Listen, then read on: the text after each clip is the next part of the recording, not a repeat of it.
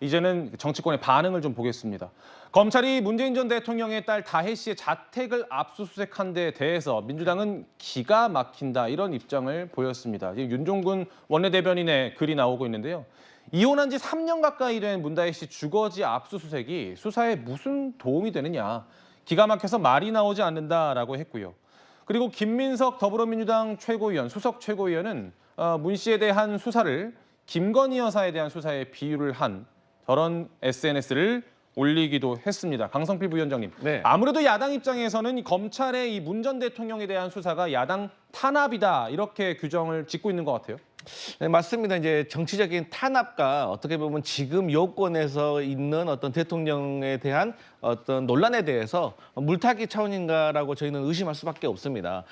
이미 나왔지만 이혼한 지 3년이 됐는데 그 집에 가서 무슨 어떤 증거를 찾겠냐고 하는 것도 의아하지만 저는 좀 간단히 말씀을 드리면 결국에는 만약에 지금 검찰이 생각하고 있는 이 스토리가 맞다고 하면 결국 문재인 대통령이 본인의 딸에게 생활비를 지급을 했는데 그 생활비를 아끼기 위해서 지금 이상직 전 의원을 중진공이라는 어떤 공직기관의 장으로 임명을 하고 또 그것도 모자라서 나중에 또 공천까지 줬다는 거 아니겠습니까? 그러면 이 서 씨 전 사위가 받았던 것을 월정액으로 한번 계산을 해보면 월 800만 원 정도 되는 것 같아요. 예. 아니 문재인 전 대통령이 월 800만 원 받으려고 생활비를 뭐 얼마를 주는지 모르겠지만 그 생활비 아끼려고 중진공 사장까지 시켜주고 공천까지 줬다? 이건 너무 무리하지 않나 저는 그렇게 생각합니다. 예, 문다혜 씨는요, 직접 입장을 밝히기도 했습니다. 그림 보여드릴 텐데요. 이게 어느 드라마에 나오는 구절입니다.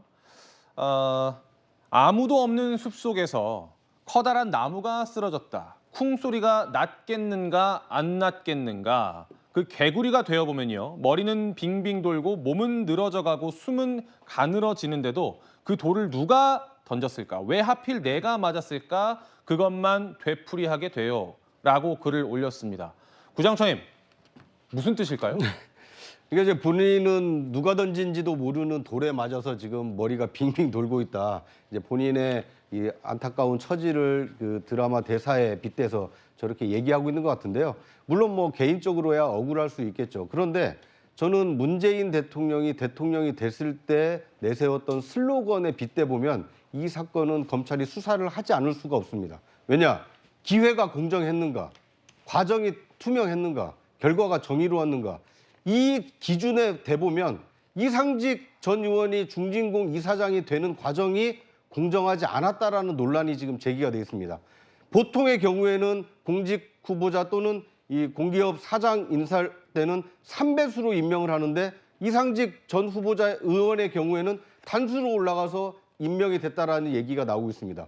기회가 공정하지 못했고 과정도 투명하지 못했고 그러다 보니까 결과도 정의롭지 못했다라는 얘기가 나오는 것이고요. 2020년 21대 총선의 경우에도 당시 유력한 후보자가 있었음에도 불구하고 그 후보자인 최모 씨는 석연치 않은 이유로 컷오프가 되고 오히려 이상직 후보가 이 단수 공천을 받으면서 손쉽게 국회의원 배지를 달았다는 것이 지금 정치권에서 나오고 있는 비판입니다. 예. 이러다 보니까 문재인 전 대통령이 얘기했던 것과 이상직 이 중진공 이사장 그리고 공천 과정 이것이 석연치 않았는데 하필 그 이상직 그 전 의원의 회사에 이 문재인 전 대통령 사위 서 씨가 그 취업을 했고 상당한 액수의 이 임금을 받았기 때문에 이 과정에 혹시 인과관계가 있는 거 아닌가? 이 부분을 지금 검찰이 이 수사를 통해서 입증하려고 노력하고 있다. 뭐 이렇게 이해하면 좋을 것 같습니다. 문재인 전 대통령 정부, 청와대에 함께 있었던 그 내각 출신 야권 인사들이요. 오늘 오전에 문재인 전 대통령 수사에 대해서 입장 발표하는 기자회견을 가졌습니다. 일단 그림을 하나 보여드리면요. 부질없고 부정의한 칼춤을 멈춰라. 당장 멈춰라. 죄가 없는 전임 대통령을 피의자로 만들어서 괴롭히는 정치 보복이다. 이 마지막 결말은 현 정부와 검찰의 몰락이 될 것이다. 이런 입장문을 발표했고 이런 이야기도 했습니다. 목소리 들어보시죠. 전임 대통령을 포토라인에 세우면 윤석열 정부에 분노하는 국민의 시선을 되돌릴 수 있다고 생각하면 대단한 착각입니다. 지금이라도 전임 대통령에 대한 억지 정치 보복을 중단하십시오. 부질없고 부정의한 칼춤을 당장 멈추십시오. 죄가 없는 전임 대통령을 피의자로 만들어 괴롭히는 정치보복의 마지막 결말은 현 정부와 검찰의 몰락이 될 것입니다. 네, 이렇게 되니까 윤건현 의원은 또 이런 이야기를 했습니다. 이어서 듣고 오겠습니다. 목표와 목적은 분명히 드러났다고 생각합니다. 지난 3년 동안 그렇게 먼지 털듯이 탈탈 털었는데도 나온 게 없는 상황에서 그 목적과 목표가 분명히 문재인 전 대통령에게 향하고 있다. 김건희 여사에 대한 도저히 이해할 수 없는 검찰의 결정들에 대한 일종의 물타기가 아닌가, 국민들의 시선을 다른 곳으로 돌리려는 정치적 의도가 분명히 있다라는 점 지적하고 싶습니다. 정치 보복이다. 시선을 다른 데로 돌리려는 물타기, 정치적 의도가 있다. 아까 강 부위원장께서도 비슷한 말씀 주셨는데 이렇게 되니까요. 여당에서는 홍준표 대구시장이 이런 이야기를 했습니다. 이게 왜 정치 보복이냐. 문재인 전 대통령이 당시에 전직 대통령을 두 사람이나 정치 사건으로 구속하고 국정농단이라는 프레임을 씌웠다. 게다가 내 아들, 며느리까지 내사하더니 지은 죄만큼 돌아가는 것이다. 이런 이야기를 했거든요. 강 부위원장님, 네. 일단 이야기를 한번 들어보죠. 그러니까 뭐 홍준표 시장께서는 저렇게 얘기하실 수가 있습니다. 그리고 제가 이제 객관적으로 봤을 때도 여당 측에서 그리고 검찰 측에서 의아하게 생각할 수 있는 부분도 저는 분명히 있다고 생각을 합니다. 예. 하지만 제가 말씀드렸지만 어쨌든 간에 이 수사를 하는 과정이라든지 순서라든지 그리고 지금 이 내용이 전개되어 가는 과정이 이미 문재인 전 대통령의 사위가 특혜 채용이라는 걸 전제하에 그러면 그 수혜는 누가 받느냐? 문재인 대통령이 받다라는 게 기정사실화 되어가면서 지금 수사가 진행되는 것이 저는 잘못됐다. 다시 말씀드리지만 전 사위에 대한 특혜 채용이 있었느냐 없었느냐가 먼저 결정이 돼야 되는 거거든요. 그리고 지금 이상직 전 의원에 대해서 부적절한 사람이 같다고 하거든요. 근데 제가 방금도 검색을 한번 해보니까 윤석열 정부에서도 전직 의원들이 공공기관의 장으로 가신 사례가 많이 있습니다. 예. 또 그중에 어떤 분은 그 기관하고 전혀 상관없는 국회에서의 의정 활동이 없었음에도 불구하고 하신 분들이 있어요. 그렇기 때문에 그리고 또 그분도 단독으로 추천된 경우도 있습니다. 그렇기 때문에 저는 문재인 전 대통령의 전 사위의 채용에 대해서 먼저 밝혀진 다음에 그 다음에 누가 수혜를 받았는지로 넘어가는 것이 순서다 이런 말씀 드리겠습니다. 김 전 부대변인의 의견도 짧게 들어보겠습니다.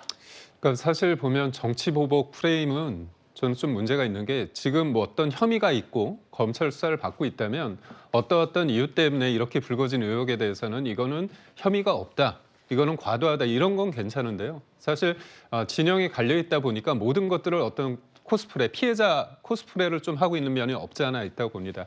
그러니까 딸 다혜 씨가 얘기한 어떤 개구리 부분도 본인은 전혀 문제가 없는데 엉뚱하게 내가 돌맞아서 지금 피해를 당하고 있다는 거 아닙니까?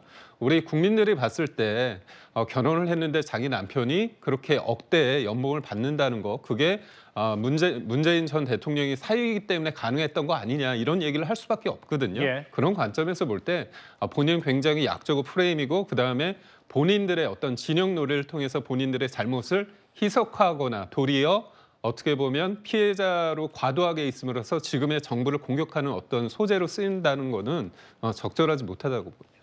알겠습니다. 그러니까 이상직 전 의원이 중진공 이사장에 임명이 된 것이 그것의 대가로 서모 씨를 채용을 시켜줬느냐 이런 특혜 의혹 지금 시비에서 그렇다면 중진공 이사장 임명, 이 인사에 관련된 사람들 역시도 검찰 수사의 대상이 될 수밖에 없겠죠. 그중에 한 사람이 바로 당시 청와대 민정수석이었던 조국 혁신당 대표입니다.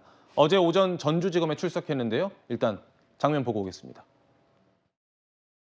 저의 생각으로는 최근에 윤석열, 김건희 두 분에 대한 각종 비리 혐의가 터져 나오고 국민의 공분이 일어나니까 이걸 또 덮기 위해서 먼지털이 수사가 진행되고 있다고 생각하고 있습니다.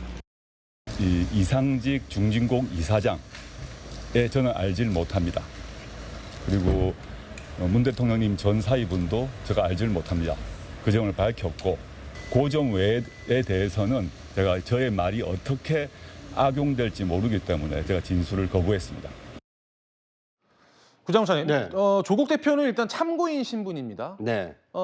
그리고 그 당시 인사 책임자였는데 당시 상황이 기억이 잘 안 날 수는 있어요, 물론. 네. 그런데 이상직 전 의원을 몰랐다. 그리고 네. 서모 씨도 모른다. 이렇게 이야기를 했단 말이죠. 네. 이 부분은 어떻게 보셨습니까? 전형적인 동문서답이죠. 그러니까 지금 검찰이 이상직 전 의원을 아느냐, 서모 씨를 아느냐 이렇게 물어봤겠습니까? 그게 아니라 이상직 전 의원이 중진공 후보로 왔을 때 인사 검증을 했느냐, 그 사람의 검증 과정에 혹시 이런 채용과 관련된 얘기가 있었던 거 아니냐. 그러니까 검찰이 묻는 것은 이것이 특혜 채용인지 특혜 채용이 아닌지, 인사 검증을 철저히 했는지 철저히 하지 않았는지, 그리고 3배수로 올려야 되는데 왜 이상직 후보자만 단수로 올렸는지, 민정수석으로서 인사 검증에 대한 책임이 있는 조국 수석에게는 그런 얘기를 묻는 것이지, 이상직 후보자를 아느냐 아니면 대통령 사위를 아느냐, 이것은 본질적인 것과는 전혀 동떨어진 질문입니다. 이 얘기를 하는 이유는 나는 몰랐기 때문에 관여하지 않았다, 이제 이런 얘기를 하고 싶어서 저렇게 대답하신 것이 아닌가라는 이 생각은 듭니다만, 전형적인 그 동문서답이고, 앞으로 검찰이 수사를 통해서 입증해야 되는 부분은 누가 추천을 했으며 추천 과정에, 검증 과정에 조국 수석의 역할은 무엇이었는지, 그리고 당시 인사권자인 문재인 전 대통령은 서 씨의 채용 여부와 그 중진공 이사장 임명 과정의 인과관계를 파악하고 있었는지, 또는 사후에라도 알게 됐는지, 이 부분을 입증을 해내면 이건 범죄 혐의가 될 수 있기 때문에 앞으로 파장이 클 수 있고, 만약에 그걸 입증해내지 못한다면 이 기소 여부도 불투명해질 수 있기 때문에 이 쟁점에 대해서 과연 어떤 질문과 답변이 오갔는지가 가장 중요한 사안이 아닌가, 이런 생각이 듭니다. 알겠습니다. 일각에서는 왜 갑자기 문재인 전 대통령에 대한 수사를 이렇게 몰아치느냐라는 의혹도 제기가 돼서요. 오늘 전주지검이 그것은 지난해부터 계속 이어져 오던 수사의 연장선상일 뿐이지 정치적 상황과는 무관하다라는 입장을 밝혔다는 점까지 밝혀드리겠습니다.